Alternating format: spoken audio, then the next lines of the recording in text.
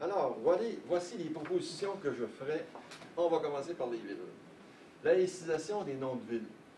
Alors, les noms de villes, tous les noms qui ont un nom de saint ou de sainte, moi j'enlèverais tout simplement saint et sainte. Saint-Jérôme devient Jérôme tout simplement. C'est la façon la plus simple. On ne peut pas numéroter les villes, on ne peut pas dire la ville numéro 1, 2, 3, là, comme une rue ou un avenue. Mais il faut lui donner un nom absolument. Alors, que je reste à Jérôme plutôt que Saint-Jérôme, nous autres on reste à Gatineau, c'est pas Saint-Gatineau, c'est Gatineau tout simplement. Alors, on enlève tous les saints et tous les saints. Si en même temps, il y a des villes qui veulent changer le nom de leur ville, vous savez que voici 2 ans, on a voulu changer Asbestos. Asbestos, c'est pas ça veut dire amiante, tout simplement. Je demeure à amiante. S'il y a du cuivre dans votre boue, vous pouvez dire je demeure à cuivre ou je demeure à titane, je ne sais pas trop. Mais les gens n'ont pas voulu, hein. C'est très, très bizarre, les humains. Les humains, hey, je suis né à Asbestos, vous n'allez pas changer ça, hein. Puis je suis né sur la rue Saint-Louis, vous n'allez pas changer ça. Hein. Alors, c'est très difficile de changer les habitudes. J'aurais aussi, en même temps, pour la toponymie, là, je veux des choses très surprenantes, vous ne serez peut-être pas d'accord, mais en tout cas, il faudrait faire un nettoyage de la toponymie en même temps. Non seulement enlever les saints et les saintes, mais enlever certains noms qui sont des criminels. Comme Pineuf, par exemple? Oui, ça c'est pour les rues. Attendez-moi de les rues. J'ai répertorié une ville au Québec. Vous savez, j'ai écrit l'histoire criminelle des Anglo-Saxons. Et j'achevais le livre quand une idée m'est venue. J'ai dit, Victoria a eu le plus long règne presque de l'histoire. 1837, c'est facile à retenir, c'est les Patriotes, jusqu'à 1902. Et pendant ce temps-là, c'est là que les Anglo-Saxons ont fait les plus grands crimes. Alors, génocide en Australie, génocide en Tasmanie, génocide aux États-Unis des Amérindiens. Les Béotucs, ça ne regarde pas Victoria. Les Béotucs, c'était à l'époque de Jacques Cartier. Et ils ont massacré tous les pays d'Afrique, ils ont volé les territoires, réduit les populations en servitude, volé les ressources naturelles. Et quand les gens se révoltaient, ils réprimaient par la force. C'est le doutant des colonies, monsieur. Oui. Je vous donne un exemple. Je l'ai donné à quelqu'un tout à l'heure. La révolte des Sipais en Inde, en 1859, à peu près 20 ans après les Patriotes. Les Sipais, au cas où quelqu'un ne saurait pas qu'est-ce que c'est, c'était des hindous qui étaient dans l'armée britannique, et les officiers étaient tous britanniques. Et les soldats étaient hindous. Et à cause d'une histoire de graisse de vache sacrée qu'on mettait après les balles, là, je ne vous conterai pas tout ça, vous pouvez lire dans mon livre, tous les détails sont là. Alors, on a réprimé les Sipais, on les a écrasés, et là, pour les exécuter, on les a attachés à des bouches de canon. C'est des Anglo-Saxons qui ont fait ça, des chrétiens, et qui tiraient un coup de canon pour exécuter chacun des Sipais. Moi, je n'ai jamais vu les nazis faire ça. Je ne sais pas si vous l'avez vu, mais moi, je n'ai jamais vu un crime aussi épouvantable. Oui, mais c'est des bons chrétiens. C'est des bons chrétiens, ah oui. Ça, il faut le dire. Hein? Parce qu'on dit souvent, nous autres, les musulmans. Puis après ça, on dit, les Espagnols, les Anglais. Oui, mais c'est les chrétiens aussi. Tous des chrétiens. Alors, surtout qu'il y avait beaucoup d'argent en utilisant un canon pour tuer quelqu'un. Ouais. Savez-vous combien ça coûte tirer au canon? Gaspillage d'argent. Il leur faisait lécher le sang aussi dans les rues et sur les murs. Bon, alors, je reviens à ma chère Victoria. La chère Victoria est responsable de tous les crimes des Anglo-Saxons. Vous allez me dire, ça n'a pas d'allure. Même moi, je me suis dit, ça n'a pas d'allure. En Angleterre, c'est la monarchie constitutionnelle. Le roi ou la reine ne sont pas responsables des crimes. Mais pas Victoria. Victoria avait un mot à dire pour nommer ses premiers ministres. Lisez ses biographies. Et elle s'occupait beaucoup des affaires extérieures. Et jamais elle n'a condamné un crime de ses soldats ou de ses ministres ou tout le reste. Au contraire, lorsque les Anglo-Saxons ont agressé la Russie dans la guerre, ce qu'on a appelé la guerre de Crimée, moi je n'appelle pas ça une guerre. La guerre du Vietnam, ça n'existe pas. C'est l'agression des Américains contre les Vietnamiens. C'est pas une guerre. Une guerre, c'est deux pays qui décident d'en découdre. Hein, deux joueurs de hockey qui laissent tomber les points puis ils se regardent. Ça c'est une bataille. Mais si vous avez un enfant de 4 ans et un adulte qui saute dessus, c'est pas une bataille, c'est une agression. Alors, c'est l'agression des Américains contre les Vietnamiens, l'agression des Anglais contre les Russes. Qu'est-ce que la reine Victoria a fait? elle a créé la Victoria Cross pour récompenser ces criminels. Lorsqu'il y a eu la guerre des Boers, en 1898, elle était toujours là, elle. La guerre des Boers, c'était un petit peuple qui a été agressé par la plus grande puissance au monde. Et cette plus grande puissance au monde-là a tellement tremblé qu'elle a demandé aux Canadiens de venir lui aider à écraser le petit peuple. Et on a encore des monuments ici au Canada de la guerre, des Boers, excusez. Nous sommes complices de ces crimes-là. Qu'est-ce que la reine Victoria a fait? Elle a envoyé des boîtes de chocolat à ses soldats qui écrasaient les Boers puis qui écrasaient les Zoulous. Pas juste les Boers, les Zoulous. En passant, je ne sais pas si vous connaissez, vous savez que les Zoulous ont battu les Anglais une fois. Hein?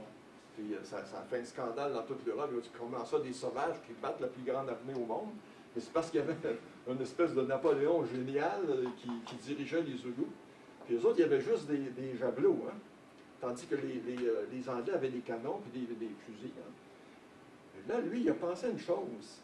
Si on est 1000 à avoir un javelot en même temps, puis qu'on le lance en même temps, avant ça, les autres, ils se battaient comme des Indiens ici. Hein? J'envoie mon javelot, l'autre l'envoyait. Là, il a dit, attendez, à mon signal, vous envoyez votre javelot. Et là, les Anglais ont vu une pluie de javelots s'en venir sur eux. Ils avaient beau se lancer à gauche ou à droite, ils ont tué 2000 soldats en l'espace de quelques secondes. C'est juste un détail en passant. Alors moi, si j'étais à Victoriaville, je changerais le nom de Victoriaville. Victor. Oui. Parce que ce serait très bien. Ouais. C'est où la Victoria? C'est pas fini. Alors le pont Victoria, la rue Victoria, les filles qui s'appellent Victoria, je n'y peux rien, c'est les parents qui décident ça. Mais c'est pas l'État. On va passer aux rues maintenant. Alors les rues, il y a beaucoup de rues qui ont des noms de saints, ça vous le savez. Moi je suggère, là c'est facile, des avenues puis des rues. Plus de noms, plus aucun nom. Si on veut absolument garder des noms, alors là encore on enlève Saint et Sainte, on dit la rue Catherine, la rue Hubert. Et là il y a du nettoyage à faire aussi. Là. La rue Amherst. Alors, le général Amherst, un général américain qui est responsable de milliers de morts des Amérindiens, l'inventeur de la guerre biologique, qui a infecté des couvertures avec des crachats de malades. C'est lui, ça. Oui. Et là, à Gatineau, on est en train de se battre pour ça. Moi, j'ai eu un débat à la radio avec un historien, et je veux enlever, parce que, excusez, je ne vous ai pas expliqué qu'à Aylmer, à Gatineau, on a aussi une rue Amherst. Puis il y en a une à Ottawa aussi. Pourquoi? Vous allez me dire, comment se fait-il qu'on donne des noms de criminels à des rues? Mais c'est très facile à comprendre. C'est la raison du vainqueur. Les Anglais étaient vainqueurs ici, ils ont imposé leur nom, sans s'occuper que ce soit des criminels. Non, ce n'étaient pas des criminels, c'était des très bons. C'est les héros. Ouais, c'est des héros. T'as des héros, bah oui, ils ont C'est ça. tué. Et alors, quand j'ai eu mon débat, l'historien, j'ai dit, j'en reviens pas. Vous êtes historien, vous ne voulez pas qu'on nettoie l'histoire. Ah, mais si vous voulez expulser Amherst de l'histoire. Je dis, non, non, je ne veux pas l'expulser. J'ai écrit un livre sur l'histoire criminelle, puis il est dans mon livre à part ça. Je ne veux pas qu'on oublie les criminels, ni Hitler, ni quoi que ce soit. Au contraire, il faut s'en souvenir pour ne pas répéter les mêmes erreurs. Mais je ne veux pas qu'on les honore, par exemple. Élever un monument, c'est honorer quelqu'un. Donner un nom de ville ou de rue, c'est honorer quelqu'un, honorer un criminel. Ça, je vais enlever ça. Mais à part ça, là, si vous voulez écrire des biographies sur Amherst et des films sur Amherst, montrer ses crimes parce que les gens ne les connaissent pas, d'accord. Et on peut donner aussi des noms de criminels à des villes. Moncton. Moncton, c'est un des bourreaux des Acadiens. Il y a des Acadiens, je rencontre des Acadiens, ils ne savaient même pas que Moncton était un bourreau des Acadiens. On oublie vite, hein? Et puis, vous avez en Ontario, Kitchener. Dans mon livre, là, Kitchener, en 1898, il invente les camps de concentration. Et il va mettre 28 000 femmes et enfants boers dans les camps de concentration. Les 28 000 meurent de maladies et de mauvais traitements. Et on l'a récompensé, ce criminel-là. Il est devenu Lord Kitchener. Et en Ontario, c'était la ville de Berlin. Et au début de la guerre, ils ont dit, on n'est pas pour garder Berlin. Hein. Ils ont mis Kitchener à la place. Vous imaginez? Là, vous allez me dire, moi j'ai été accusé de toutes sortes de choses. Normand, tu tu veux faire du nettoyage, tout le reste. On ne change pas le patrimoine comme ça. Hein? Il y en a qui m'ont dit, là, écoute, c'est notre patrimoine, ça, les noms de villes et tout le reste. Je vais vous donner un exemple. En 1867, De Gaulle vient au Québec. 1967. Qu'est-ce que je dis? 1867. Ah, excusez-moi, c'est pas, je suis toujours dans l'histoire. Alors, 1967. De Gaulle vient au Québec et dit « Vive le Québec libre ». 2 jours après, à Ottawa, on supprimait le nom de sa rue. 2 jours après. Il n'avait pas fait de crime. Il avait juste dit « Vive le Québec libre ». Mais eux autres, ils gardent Amherst, par exemple, qui lui est un véritable criminel. Puis il n'est pas encore enlevé à Ottawa. Puis il n'est pas encore enlevé à Gatineau non plus. Vous voyez comment ça fonctionne. Hein? Alors, pour les rues, il y a Amherst, mais il y en a un autre aussi. Je ne sais pas si... Ben, il y a quelqu'un qui l'a dit. Pineuf. Pineuf, c'est un pape ignoble. C'est le chef d'une religion d'amour, de paix et tout le reste. Et il demande aux chrétiens de venir le défendre avec les armes au poing. C'est un crime. Ça n'a pas de bon sens qu'un pape demande ça. Vous savez, c'est les zouaves, hein? Vous savez, c'est le phénomène des C'est pas zouaves. lui qui a fait enlever un petit garçon qui était juif, mais la servante... Ah, oui, j'allais l'oublier, ça. Mais ce qu'il a fait surtout... Il a condamné le modernisme. Oui, il a condamné, avec le syllabus, il a condamné le modernisme. 80 condamnations, y compris la démocratie, la liberté de presse, la liberté d'expression et tout le reste. Et on donne le nom d'un boulevard. Mais moi, je le renommerais Garibaldi. Oui, ah ben oui. Et pourquoi on a fait ça? C'est que l'Église était toute puissante. Ce sont les puissants qui nomment. Jésus a nommé Pierre, et puis Abraham, il a changé de nom, c'est Dieu qui a changé son nom. Quand vous donnez le nom à quelqu'un, vous êtes propriétaire de la personne. Vous avez un enfant, vous lui donnez un nom. Peut-être qu'il va vouloir le changer après, là, mais c'est assez rare. Vous vous montrez propriétaire. Ce n'est pas le voisin qui va venir nommer votre enfant. Vous êtes propriétaire d'un enfant. Et c'est ça qui arrive, c'est que l'Église était forte, elle a imposé sa toponymie, et les Anglais aussi. Et ce n'est pas une question d'anglais. Hein. Il y a quelqu'un, durant le débat, il me dit, c'est parce que tu es contre les Anglais, Amherst, c'est un Anglais. Je dis, non. Je ne voudrais pas qu'une rue s'appelle Lortie. Lortie, il fait partie de notre histoire, il fait partie de notre patrimoine. Il est allé tirer à l'Assemblée nationale. Je n'ai pas envie qu'on nomme une rue Lortie. Même pas une rue Napoléon. Pour moi, Napoléon est un grand criminel. Hitler, c'est le Hitler de son époque. C'est un Lortie qui a fait un bon coup, il ne faut pas le mélanger avec le Lortie qui a fait des mauvais coups. Je parle de Lortie à l'Assemblée nationale. Oui, mais mettons qu'il y avait quelqu'un qui s'appelle Lortie qui a Ah oui. honoré. Oui, là, il faut préciser son prénom. Là. Même, on a le cas des McLaren, nous autres, à Gatineau. Le père était très bon pour les ouvriers, mais le fils a fait tuer deux syndicalistes. Et là, on s'est battu pour changer de nom encore, puis on n'a pas encore changé. Et le fils était vraiment un criminel. Ils ont dit, on ne peut pas attaquer le père. Mais oui, mais j'ai dit, c'est très simple, ça. Vous mettez son prénom. C'est pas le nom du fils, c'est le nom du père. Vous parlez de James McLaren? Oui, c'est ça, James McLaren. Alors, voilà pour... il y en a d'autres. Alors là, il y a les saints aussi. Les saints, on vient de canoniser le frère André, mais il faudrait décanoniser des dizaines de saints. Des criminels. Mais ça, c'est de l'idolâtrie. Ça, c'est du polythéisme, version catholique. Je commence par Saint-Pierre. Saint-Pierre a fait tuer Ananie et Zaphir dans les Actes des Apôtres. Vérifiez vous-même, je n'invente rien. Saint-Paul a fait lapider Saint-Étienne. Puis il a tué bien d'autres de monde. Il était persécuteur. Ah, Saint-Paul et Saint-Pierre, on dit que c'est des saints. On a Saint-Pierre de Rome. Vous imaginez, je ne sais pas si je l'ai dit tout à l'heure, mais dans les religions, on dirait que les criminels, c'est pas grave. Saint-Cyril d'Alexandrie, peut-être? Oui, faites la même chose là, comme laïc, là, on va vous mettre en prison. Mais si c'est au nom de Dieu ou de la religion, là, ah non. Ah, mais si on est dans la neutralité, c'est pas de nos affaires qui veulent nommer saint, nous autres. Là. Ah non, c'est pas ça que je veux dire. L'Église peut canoniser qui elle veut. Mais je veux dire, on ne donne pas de nom de rue ou de ville. Ça, je veux dire, l'État est neutre. Puis on ne va pas nommer des rues Mohamed non plus. Puis Moïse ou Salomon. Vous imaginez s'il y a un quartier musulman, là, on pourrait avoir, ou un quartier bouddhiste, ça pourrait être Bouddha. La ville de Fatima à Saint-Agathe. Ah oui? On parle des fleurs. Oui. Alors, il y a un dernier que je veux donner, là, mais je ne veux pas allonger trop tôt, c'est Saint-Louis. Qui pense que Saint-Louis est un grand criminel? Les gens ne connaissent pas l'histoire de Saint-Louis. Mais au 12e siècle, Saint-Louis, pensez-y ce qu'il a fait. 2 croisades où il a fait tuer des musulmans, où ses soldats ont violé des femmes. Puis même, je vais vous conter une anecdote de fanatisme. Il y a eu une bataille entre les croisés et les musulmans le long d'une rivière. Il y en a qui ont été précipités dans la rivière parce qu'on les blessait. Bon. Et à la fin, Saint-Louis avait remporté la victoire et il a fait retirer les cadavres des chrétiens pour les enterrer. Il a laissé les cadavres des musulmans. Alors on voit le fanatisme. Saint-Louis était d'accord avec l'Inquisition. Il faisait brûler des gens. Saint-Louis était d'accord avec la guerre sainte. Il a envoyé ses armées contre les Albigeois. Ils ont tué des milliers à Montpellier. Ils ont fermé une église. Là. Ils ont complètement tué tout le monde qui faisait passer en Afrique. Là. Et puis, Saint-Louis était anti-juif. 8 siècles avant Hitler, il faisait porter l'étoile de David par les Juifs en France.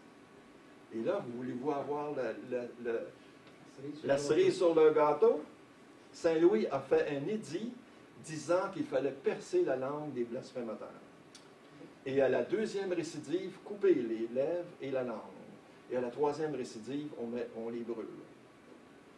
Vous allez me dire, là, s'il y avait un prêtre ou un croyant, il dirait, Normand, tu es complètement dans les patates. Saint-Louis était de bonne foi, mais qu'est-ce que tu veux, c'est le contexte historique. Dans ce temps-là, c'est ça qu'on faisait. Pas vrai, faux. Le pape Clément IV, qui était le contemporain de Saint-Louis, a condamné Saint-Louis. Il a dit, tu ne peux pas faire cet édit-là. Donc, le contexte historique ne joue pas du tout. D'ailleurs, ça ne joue jamais, ça. Il y a des gens qui étaient contre les croisades, qui étaient contre les Christians. Je ne peux pas faire cet édit-là parce que c'est moi qui dois le faire, c'est ça? Ah oui, ça pourrait. Ça m'appartient. Non, mais là, c'est un pape qui avait de la morale. Il faut en profiter quand ça passe. Excuse-moi. Qui a canonisé Saint-Louis? Louis? Oui. Qui l'a canonisé? Ah, ça, le pape? Quel Ah, non. pape? Ah, C'est arrivé, c'est arrivé 75 ans à peu près après. Et là, quand vous voyez Saint-Louis maintenant, maintenant que vous êtes ça, si vous voyez la rue Saint-Louis, dites-vous que c'est la même chose que la rue Saint-Hitler.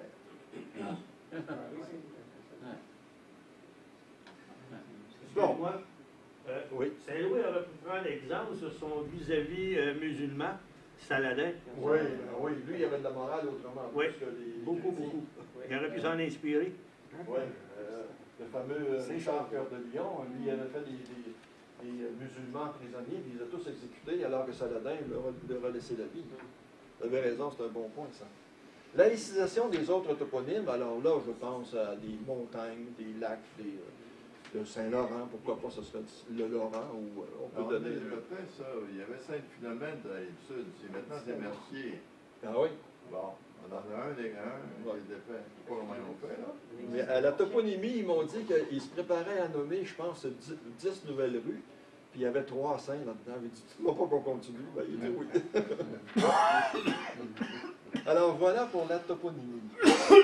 C'est à ton tour. Ben oui. Oui. Bon. À propos des immigrants, bon, alors, ça a été parlé longuement avec la commission Taylor-Bouchard. Alors, à mon avis, ce qu'on devrait dire aux immigrants, avis à tous les immigrants qui arrivent au Québec avec la Bible, le Coran ou le Torah à la main. Les Québécois sont indifférents à toute religion. Hein? C'est ce qu'on leur dit. Soyez musulmans, juifs, on est indifférents à ça. Cette indifférence fait partie de notre culture, tout comme la langue française. Alors, envers les immigrants, voici ce qu'on devrait leur dire. Nous nous engageons à respecter, hein, on respecte les gens, à respecter vos croyances sans poser de questions. Mais nous vous demandons de respecter en contrepartie les nôtres et de vivre pacifiquement en harmonie avec nous. Si on se respecte mutuellement, il n'y aura pas de problème. Il ne faudra pas que les immigrants se placent dans la situation ridicule suivante. Après avoir quitté leur pays d'origine, suite à l'oppression religieuse ou politique, ils tentent d'implanter ici même les mêmes schèmes destructeurs. C'est inacceptable. Nous voulons vivre ensemble et non vivre côte à côte, comme le propose le multiculturalisme. C'est-à-dire, on ne veut pas de ghetto chinois, de ghetto italien, on veut vivre ensemble. Alors, pour vivre ensemble, il faut se respecter mutuellement. Et si on se respecte mutuellement, on n'a pas de problème. Alors, le respect. Le respect, c'est la grande marque de commerce de notre laïcité. Tout le monde a le droit de faire ce qu'il veut, en privé, en public. On respecte les autres. On ne peut pas faire une prière publique. S'il y a des athées, on ne respecte pas les athées. Normand, à toi. C'est déjà moi, c'est déjà moi. Alors, c'est un autre sujet que j'adore, ça. Ouais. La laïcité actuelle au Québec. Là, je vous en ai parlé un peu tout à l'heure. Je me suis dit, on a du chemin à faire, mais on en a fait du chemin. On s'en est pas aperçu. Ouais. On n'a pas tué un prêtre, on n'a pas tué personne. Parce que tout à l'heure, je faisais allusion à la France. Vous savez qu'à la France, en France, quand on a voulu imposer la laïcité, on a eu recours à l'armée. À un moment donné, c'est en 1905, 1904-5, je pense, M. Virard. Le gouvernement a décidé de faire, comment est-ce qu'on appelle ça, un recensement de toutes les richesses dans les églises. Les ciboires, les calices, des choses comme ça. Et là, les catholiques se plaçaient devant les portes de l'église pour empêcher les fonctionnaires d'entrer. Ils étaient obligés d'aller chercher les policiers et l'armée pour pouvoir entrer. Il y a eu des batailles, il y a eu un peu de casse. Au Québec, on est chanceux, on a fait beaucoup de chemin, puis vous allez voir, et c'est sans douleur. Suppression des processions. Vous vous rappelez, certains d'entre vous, les autres sont trop jeunes, la procession de la fête de Dieu. Tremblay l'a immortalisé dans ses... Il me semble que c'est encore permis. C'est peut-être permis, je ne sais pas si ça se fait. C'est permis, mais c'est pas populaire, c'est surtout pas obligatoire. Ah oui, le vendredi saint, oui. Ça, le vendredi saint, avec une croix qui n'est pas sanglante, là, c'est permis dans les manifestations religieuses, on l'a vu tout à l'heure. Mais si c'était vraiment quelque chose de sanglant ou de violent, là, c'est... C'est quoi la différence entre ça, cette comme manifestation, puis procession? C'est quoi la différence? Ah là, c'est l'Église. Moi, j'ai l'impression, je ne sais pas, j'ai pas de souvenir. J'ai le souvenir d'avoir participé à ça, puis j'étais croisé en plus. Vous savez, quand on était petit, on était croisé. Mais je ne sais pas quand ça a disparu, ça, les processions. Je ne sais pas si c'est une décision de l'Église ou... comme Mais les c'est disparu faute de participants. Peut-être, oui, on ne voulait plus... Moi, j'ai participé, la dernière procession, c'était quasiment obligatoire, c'était à l'école, c'est en 67, dans mon village, c'est la procession de la fête Dieu. Puis là, c'était, tu y vas, parce que l'école te l'imposait, ton employeur l'imposait aux employés, etc. Puis si tu n'y allais pas, ben, tu te le faisais dire, le lendemain matin, ton boss te faisait venir. Il y avait un caractère obligatoire, la participation de ce genre de choses-là. Donc, quand ça a perdu le caractère obligatoire, les gens n'y allaient plus, c'est disparu. Mais ça a disparu, également. Transformation du défilé de la fête nationale. Alors là, ça a été un petit peu plus bruyant. Hein, on a eu le petit Saint-Jean-Baptiste, le grand Saint-Jean-Baptiste, on l'a fait disparaître, et le nom a disparu aussi. Aujourd'hui, c'est la fête nationale. Il n'y a plus aucune connotation religieuse. C'est une fête nationale. C'est une fête de la bière. Suppression du chômage le dimanche et ouverture des commerces. Ça, par exemple, ça a été une bataille. Hein? Et on était opposés à ça. Aujourd'hui, moi, je parle à mon petit-fils qui a 16 ans. Il ne croit pas. Lui, il est habitué de voir tous les commerces ouverts. Les gens peuvent travailler, tout le reste. C'est plus naturel pour lui. Et nous autres, on a fait tout un chemin avec ça. Déconfessionnalisation des systèmes scolaires. Alors, il y avait le système catholique, le système protestant. Maintenant, c'est le système... Et ça s'est fait assez... Il y a eu des discussions, surtout à Montréal. Ça a duré longtemps. Oui. Droit de vote pour les femmes. Je mets le droit de vote pour les femmes là-dedans parce que la province de Québec a été la dernière province à accorder le droit de vote aux femmes. 42 sous Adélard Godbout. Et puis, mais c'est à cause de l'Église que on a été les derniers. Pourquoi? Parce que l'Église disait que la politique c'était sale. Les gens sacraient, les hommes sacraient. Ils buvaient, ils se battaient des fois. Alors les femmes, c'était pas leur domaine. Mais la vraie raison, c'est qu'ils ne voulaient pas donner de pouvoir politique aux femmes. Et regardez le chemin que les femmes ont fait. Non seulement ils ont eu le droit de vote, elles sont devenues candidates, puis députées, puis ministres. Et peut-être que dans quelques temps, on aura une première ministre. C'est incroyable. Et vous savez que les femmes ont demandé 11 fois le droit de vote. Hein? 11 fois. Et ça, c'est l'Église qui va avec. Je donne merci à Teddy Bouchard. Teddy Bouchard. Oui. C'est un bonhomme, il était ministre Oui, je le connais, mais je ne sais pas à quel rôle il a joué. Saint-Hyacinthe. Puis Godbout, il a dit, Monseigneur Villeneuve, là, si tu ne t'écrases pas là, avec ton opposition de vote des femmes, moi je démissionne. Ça va être Teddy Bouchard va devenir premier ministre. Ah oui. L'autre, il le voyait parce que c'était un anticlérical, oui. un imprimeur. Ah, je ne connaissais pas ça. Ah oui, un Étonnant. digne héritier des libéraux du 19e siècle, un rouge. Prestation de serment dans les tribunaux. Alors avant ça, c'était la Bible, hein, tout le monde. Ensuite, on a permis le Coran, la Torah, je ne sais pas trop. C'est encore le cas aujourd'hui. D'ailleurs, j'avais un article là-dessus. Là. Aujourd'hui, c'est la déclaration solennelle. Oui. Aujourd'hui, on peut prêter serment sur son honneur. Moi, je dis ça pourrait être sur le drapeau, ça pourrait être sur la Constitution, ça n'a pas d'importance. On prête serment. Surtout pas sur la Bible. Quand j'ai vu Barack Obama être assermenté sur la Bible, je dis, il n'a jamais lu la Bible, vraiment. Hein, un livre aussi immoral, aussi criminel. Surtout que c'est marqué dans la Bible de ne pas prêter serment. C'est pire que ça. En fait, c'est interdit maintenant de prêter serment sur des livres religieux. La question, c'est que les greffiers ne suivent pas. Les greffiers ont été et continuent de présenter des Bibles aux gens qui vont... Charest a prêté serment à la commission pastorale. Révision de liste électorale. Je suis allé une fois pour la révision de la liste électorale. Il fallait que je jure. Puis là, le gars, il avait juste le Nouveau Testament. J'ai dit que c'est fait, si moi j'étais un juif, puis je ne crée pas au Nouveau Testament. Il y avait juste un Nouveau Testament, il dit, j'ai pas l'Ancien. Là, vous avez dit juste l'ancien, pas d'autre chose. Le problème est beaucoup plus grave qu'on imagine parce que, en fait, ça correspond à un vice de forme maintenant. Donc, il y a un paquet d'assermentations qui sont viciées à la base et qui continuent de se faire et qui pourraient être contestées n'importe quand. Moi, si on faisait assermenter sur la Bible, je dirais d'accord, on va pouvoir mentir tant que je veux. Suppression du port de la soutane, ça aussi, ça s'est fait tout bonnement. C'est l'Église qui a décidé. Et même les clergémans sont disparus. Maintenant, on ne voit plus rien. En fait, ça a été supprimé. C'est le cardinal Léger qui a décidé pour l'île de Montréal. Ah oui? Ailleurs, c'est toujours permis. C'est possible. Une fois qu'on l'a eu supprimé à Montréal, qui est le plus gros diocèse au Québec, tout le Québec. Les autres ont suivi. Ouais. Ensuite, suppression du crucifix dans les écoles, les tribunaux et les hôpitaux. Ça, c'est pas partout encore. Je voyais la vice-présidente de l'UMQ, la mairesse de Lévis, qui commentait la démission du maire de Saint-Jérôme. Ils sont allés la filmer dans la salle du conseil municipal à Lévis, et il y avait un crucifix derrière. C'est pour ça qu'une charte, là, ça coûte, comme disait Richard tout à l'heure, à chaque conseil de ville, si on est obligé d'aller devant les tribunaux, il y a 1000 villes. Tandis que la charte arriverait d'un coup, cloc. Oui, mais ça, c'est pas parce que tu as la charte, tu n'es pas obligé d'aller aux tribunaux, ville par ville, pour faire respecter la charte. Ça ne devrait pas, parce que la charte, c'est la charte. Oui, mais il n'y a tout pas le de monde. magie. La question a déjà été jugée.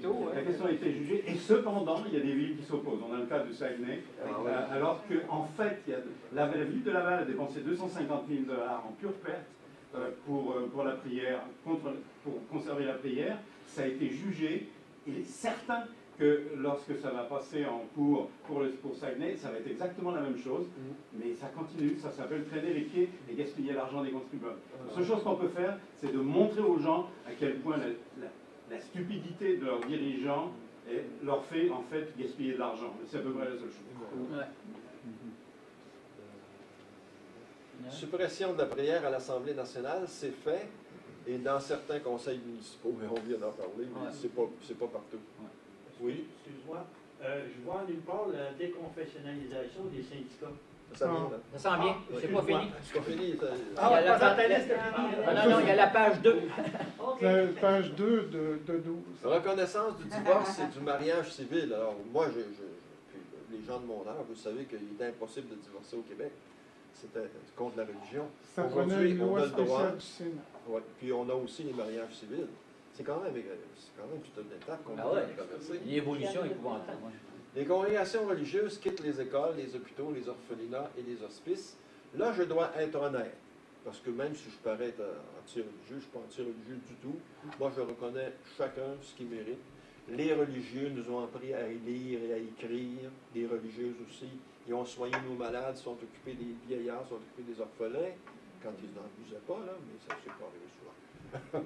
Et puis, mais il faut reconnaître, il faut vraiment donner un grand coup de chapeau à toutes les congrégations religieuses qui ont fait du bien au Québec.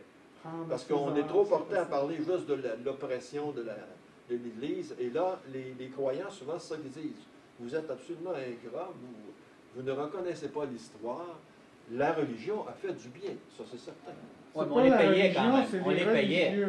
C'est les individus qui s'adonnaient d'être membres d'un clergé ou d'un ordre religieux. Oui, mais on les payait. Tout comme les infirmières, on les paye. Ils font du bien aussi. Ils n'ont pas besoin de proclamer la suprématie de Dieu pour faire du bien.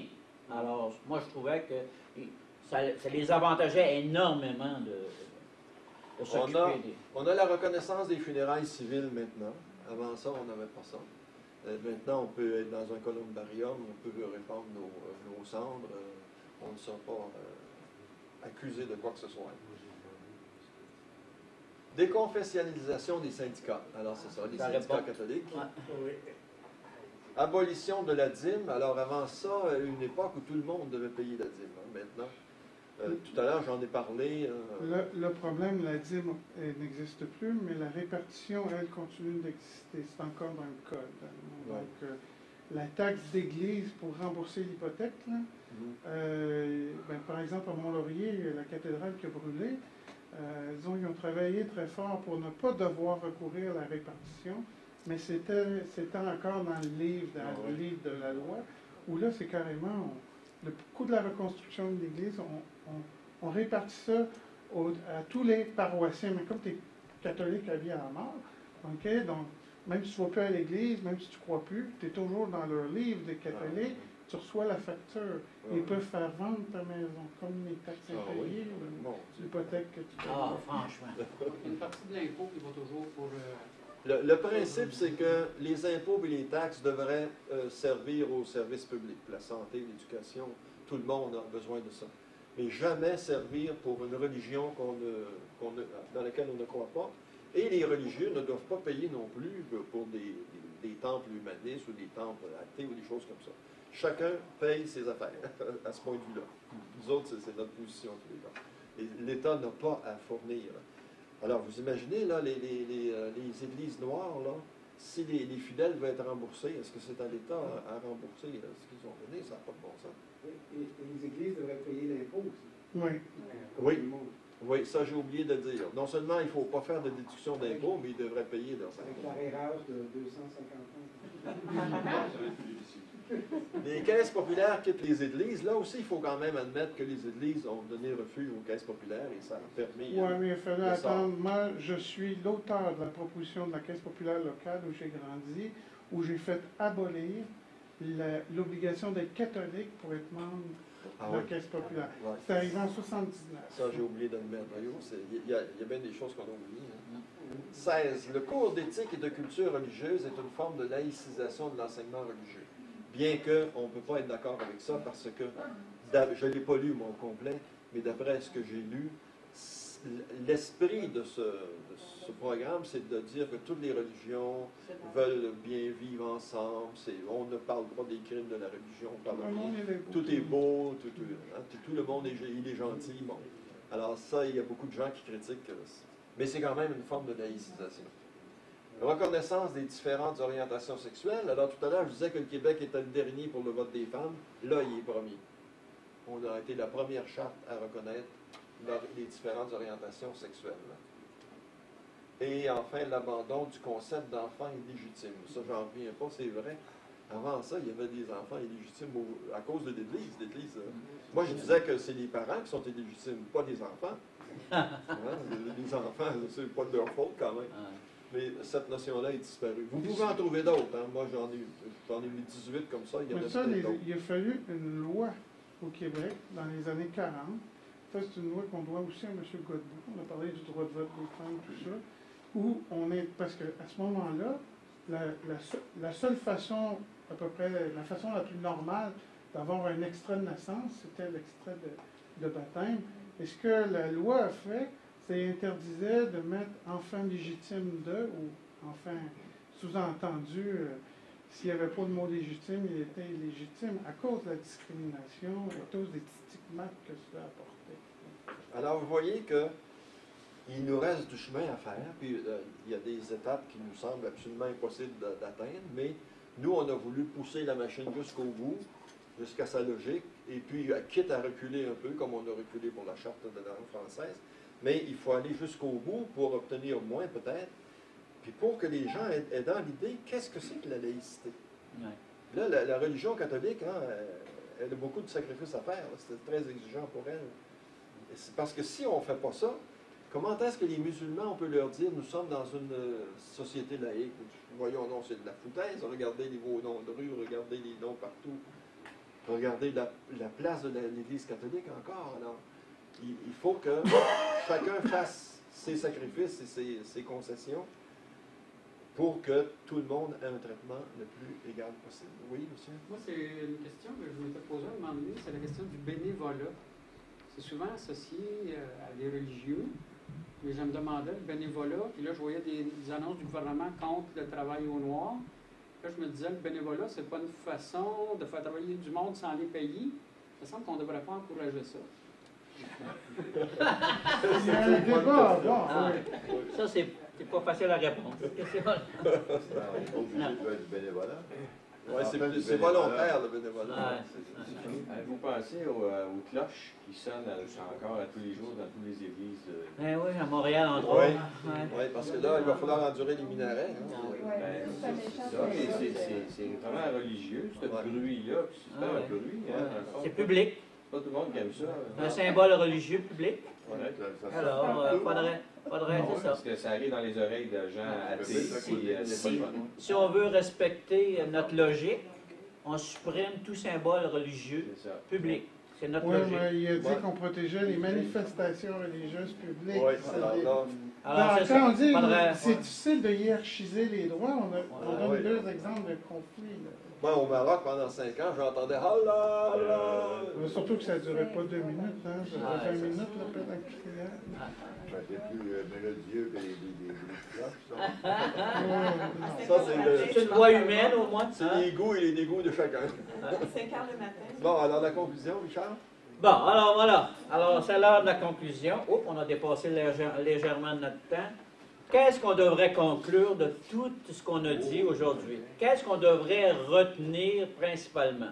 Alors, nous, on prétend que nous proposons sur le plan religieux, je vais vous l'afficher, nous proposons sur le plan religieux que l'École n'accorde aucun privilège à qui que ce soit, catholique, juif, musulman, aucun privilège et aucun accommodement. L'État doit être complètement neutre. La neutralité définit notre approche. Cependant, notre discours peut choquer quelques pratiquants religieux. Normand a dit beaucoup de choses et puis c'est certain que ça doit choquer, ça doit même les révolter. On pourra même nous accuser d'intolérance, mais ce n'est pas de l'intolérance, c'est de la pro-neutralité. Ceux qui sont choqués, si la laïcité globale offense certains individus, nous vous suggérons d'aller visiter d'autres pays où la pratique religieuse est obligatoire, hein? Entre autres, là, dans les pays musulmans, où la femme est obligée de porter en public une certaine tenue vestimentaire. Puis si elle ne le fait pas, bien, il y a un risque de torture, d'emprisonnement et même de mort. Ça n'existe pas, ça, au Québec. Où les libertés individuelles sont supprimées, où les droits à l'éducation sont également supprimés. La femme doit rester à la maison, pas le droit de s'inscrire. Où la pratique religieuse est obligatoire, la prière et tout ça. Alors, je pense, au lieu d'aller dans d'autres pays, je pense qu'il serait plus sage de laisser le temps. Hein? On laisse le temps retirer l'emprise de la religion sur nos vies. Ça va prendre un certain temps, c'est certain. Au lieu d'aller dans d'autres pays, il va falloir être patient. Ça va prendre un certain temps, mais on a déjà un bon bout de chemin de fait. Puis c'est surprenant comme ça peut évoluer rapidement. La nouvelle génération qui grandit, là. J'ai un petit-fils, là, il va avoir 1 an bientôt. Alors lui, quand il va aller à l'école, hein, si on lui enseigne la laïcité, si on lui enseigne l'athéisme, pour lui, là, toutes les étapes qu'on propose, ça va être simple. Ça ne sera pas un choix déchirant. Nous sommes sur la bonne voie, OK? Dans quelques années, ben ça je me répète, là, les Québécois seront probablement prêts à franchir tous les pas que nous suggérons aujourd'hui vers la laïcité globale. Par contre, il faut être vigilant, créateur et dynamique. Ça n'arrivera pas tout seul. Les mouvements religieux sont très tenaces et très actifs. Hein? Il s'agit juste de regarder, là, moi, j'en croyais pas mes yeux, la canonisation du frère André. Jusqu'à quel point, j'ai suivi ça très méticuleusement, jusqu'à quel point est un bel exemple de retour en arrière. Hey, de l'eau bénite, là, on en parlait allègrement, puis c'est possible que les béquilles, puis tout ça, j'en revenais pas. Hein? Sur le plan marketing, ça a été vraiment un coup très bien réussi pour raviver la flamme religieuse. Il faut donc talonner les croyants sans relâche, les talonner. Il faut faire aussi bien qu'eux, en travaillant pour la promotion de la laïcité. La société québécoise a trop souffert, comme je l'ai dit souvent, dans le passé pour que l'histoire se répète ou se continue. Plutôt, avec l'implantation de la laïcité globale, la société québécoise pourra devenir enfin une société véritablement ouverte à tous. On est ouvert, exemple, à tous les immigrants. On est très ouvert. Mais par contre, il faut qu'ils nous respectent et on va les respecter. Une société véritablement laïque. Laïque veut dire neutralité. Neutralité de l'État et humaniste. Où on impose les valeurs humaines plutôt que des valeurs surnaturelles. Alors, ça serait une très belle société où moi, j'aimerais voir grandir mes petits-enfants. Je suis plus à l'âge d'avoir des enfants. Alors, c'est la conclusion de ce qu'on propose. Oui?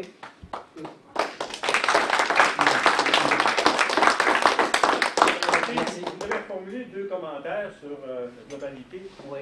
Premièrement, merci beaucoup pour cette conférence à 2 voix.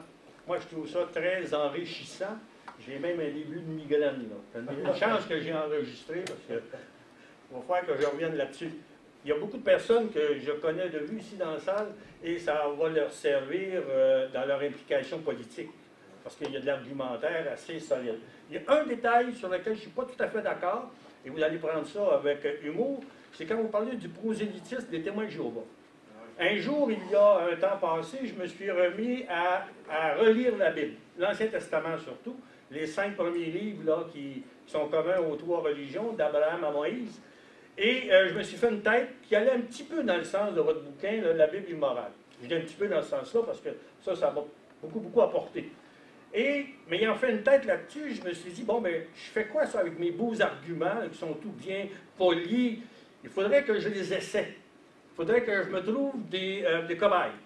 Et un dimanche après-midi, les cobayes ont sonné à la porte. Livraison à domicile. Des témoins de Jéhovah. Des théories pour Et là, les autres sont arrivés, et honnêtement, pendant des années, chaque fois que j'en avais l'occasion, j'avais du temps, j'ouvrais ma porte, et je leur offrais le café, et c'était une discussion d'1 heure ou d'1 heure et demie, et à chaque fois, eux demandaient la porte pour repartir. Mais comme ils voulaient me convertir, ils revenaient. Jusqu'à temps que je dise, quand ça a commencé, la laïcité, là, on en parlait publiquement ici, ben là, j'ai de la place pour confronter mes idées. Mais vraiment, je me suis entraîné grâce à eux.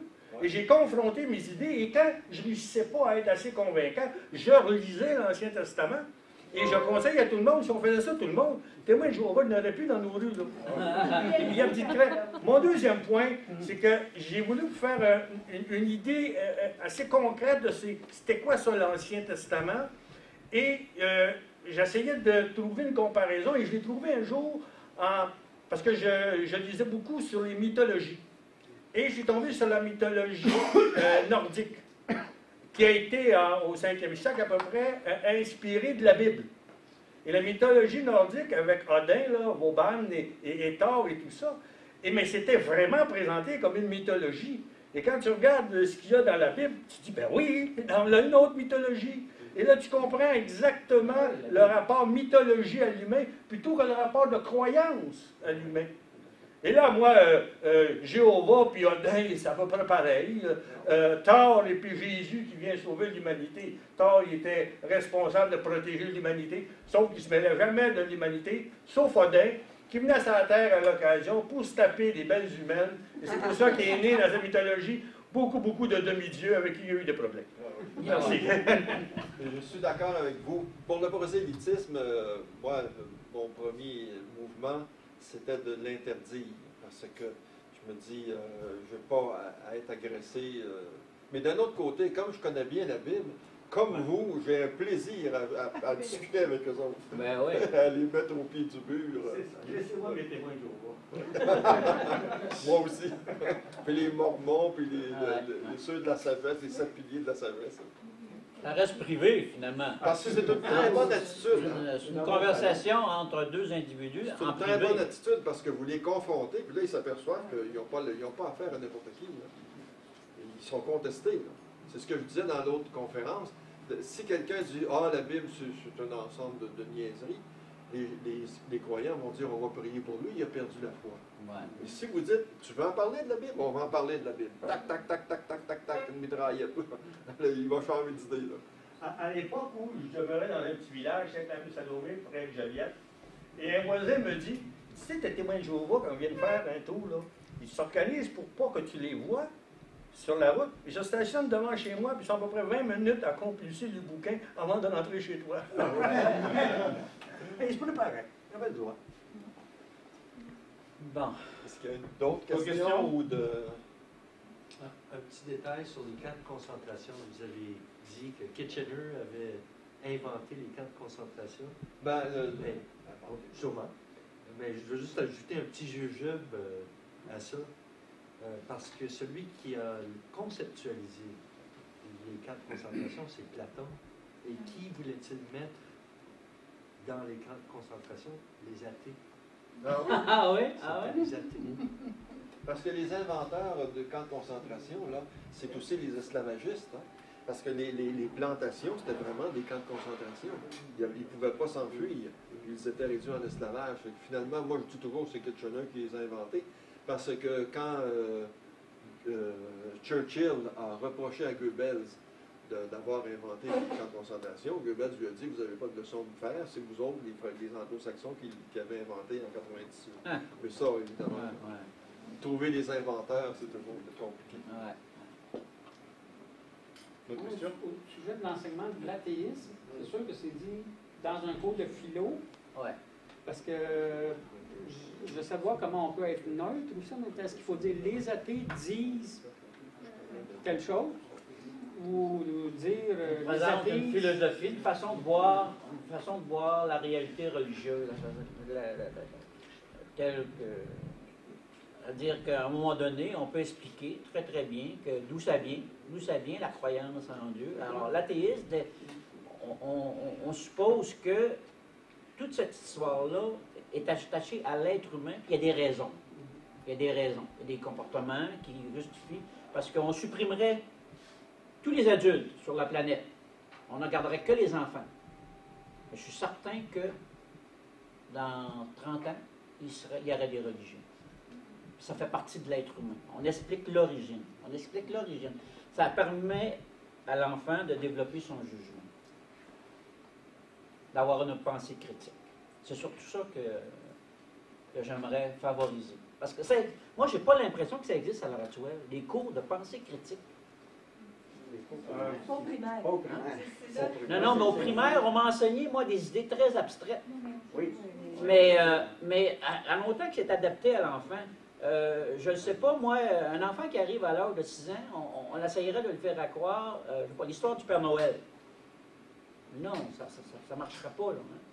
Alors que l'athéisme, ce sont des réalités, c'est un comportement humain qui s'explique. On pourrait l'expliquer assez facilement. Qui s'explique. Oui, ça s'explique très très bien. D'ailleurs, on fait les deux actuellement. Si on enseigne la Bible en disant que l'univers a été créé en 6 jours, et le professeur qui rentre ensuite et explique l'évolution, alors toutes ces choses-là se contredisent. Qui explique le Big Bang, l'origine de l'univers. Peut-être qu'il ne comprendra pas tout, mais c'est un début. On rentre dans l'esprit de l'enfant, il peut y avoir un autre verset. Bon, ben. On a un avion à prendre. C'est un avion à prendre. Merci beaucoup. Hein?